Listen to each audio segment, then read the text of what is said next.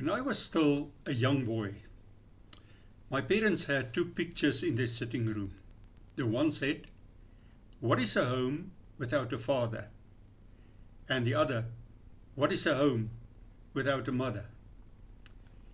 It was difficult for me to imagine how a family unit could cope without a dad or a mum.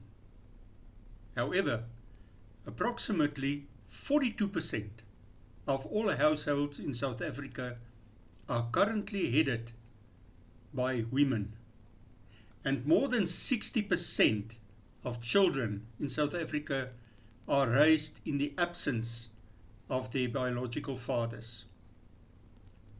This is terrible. This probably contributes to many broken or dysfunctional homes and to young people who derail in life. What I know is that families are the building blocks of society, and we need healthy families to create a healthy society. Marriage is no ordinary relationship. It is a very special relationship established by God. The Lord God made a woman from the rib He had taken out of the man. He said, "They are no longer two, but one flesh." And what God has joined together, no one should separate. God forms part of this relationship between father, mother, and child. And God actually is at the center of it. I want you to look at marriage with new eyes.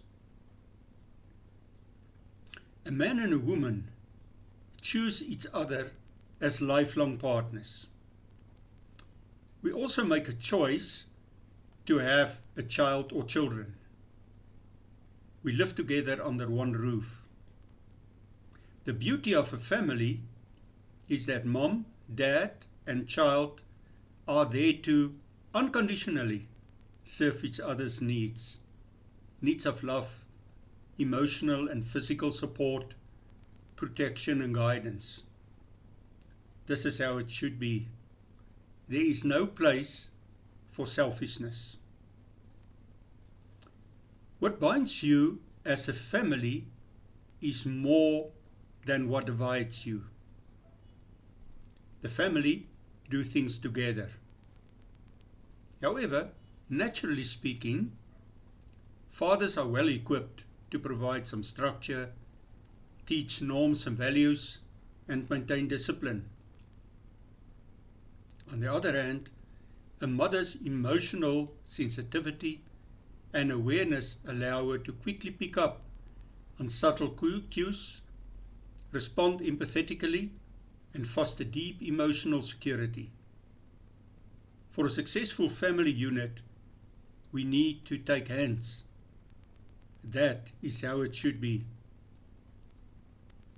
Our children are a new generation. We have an important responsibility to prepare them for life. We have to equip them with life skills and teach them the Word of God so they can become responsive citizens. Too much emphasis is being put on qualifications and not enough on life skills.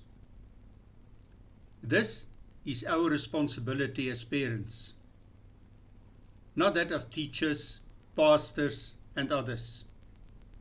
This is how it should be.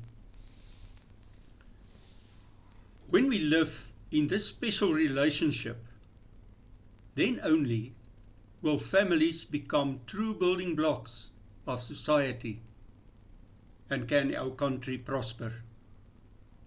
This is how it should be. You're welcome to contact me at francois@healingatouch.co.za.